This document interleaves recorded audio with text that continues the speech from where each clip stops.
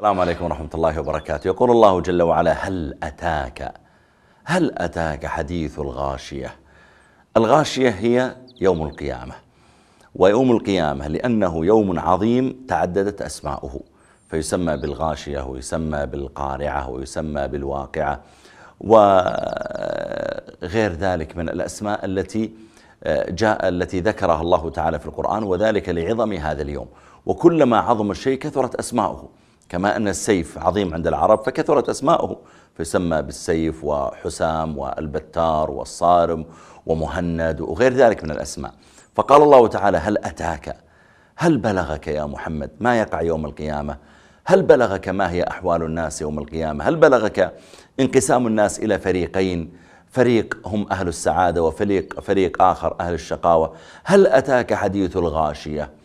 وجوه يومئذ خاشعة، يعني منكسرة ذليلة. والخشوع في الأصل، الخشوع في الصلاة الانكسار والذل بين يدي الله تعالى، لكن هذه الوجوه يوم القيامة تكون ليس عليها نضارة وفرح وسعادة وبهجة، كلا، وإنما يظهر عليها ما يغشاها من الخزي والفضيحة والعار، فصارت خاشعة، وجوه يومئذ خاشعة. ثم قال الله جل وعلا: عاملة ناصبة، هي تعمل في الدنيا وتنصب لكن لا يقبل منها، لأنها تعمل السيئات ولا تؤمن بالله تعالى. وشرط الإيمان وشرط قبول العمل التوحيد، أن تكون مؤمنا بالله تعالى. فهي تعمل وتكدح في الدنيا لكنها تغفل عن التقرب إلى الله تعالى. كم من أناس يبدأ في الصباح الباكر في دنياه وذهابه ومجيئه، لكنه ما صلى الفجر ولا صلى الظهر ولا ذكر الله تعالى طرف ساعة ولا تصدق بصدقة ولا أدى زكاة ماله ولا تصدق على مسكين فهو ينصب ويكدح ويعمل طوال اليوم لكنه لا يحصل شيئا عند الله تعالى. عاملة ناصبة، النصب هو التعب.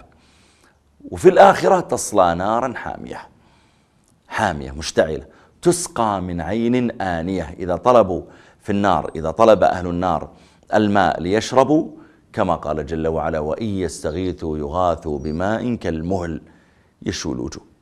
فهم يسقون من عين آنية أي شديدة الحرارة، ليس آنية يعني بعيدة، لا، عين آنية أي شديدة الحرارة تحرق وجوههم، عافانا الله وإياكم. تسقى من عين آنية، ليس لهم طعام إلا من ضريع.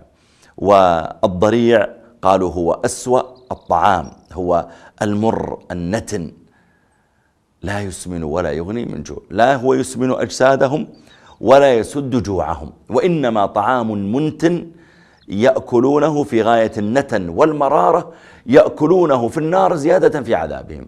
فالماء الذي يشربونه ماء حار يحرق وجوههم وأجسادهم، وهذا الطعام أيضا طعام منتن مر يتعبهم وهم يأكلونه. وهذا أيها الإخوة والأخوات يعني هو من غاية العذاب الذي يناله أهل النار، عافانا الله وإياكم. وهذا الذي ذكره الله تعالى هو تحذير من أن يعمل الإنسان بمثل عملهم. الدنيا لها نهاية، ونهايتها بالموت، ثم يبعث العباد وينظر كل إنسان في عمله هل هو بيؤدي به إلى جنة أو إلى نار. هذا وصف النار الذي يؤدى إليها كل عاص، كل معرض، كل عابد لغير الله، كل من لم يعبد الله وحده لا شريك له، هذا حاله. ولذلك قال جل وعلا هنا: لا يسمن ولا يغني من جوع، وجوه يومئذ ناعمة لسعيها راضية. هذه صلاتي يرضى بها، هذا صومي يرضى به، هذه صدقتي يرضى بها، هذا بري، راضية تفرح يوم القيامة أنها سعت وعملت، وثم جاءت يوم القيامة ووجدت الخير.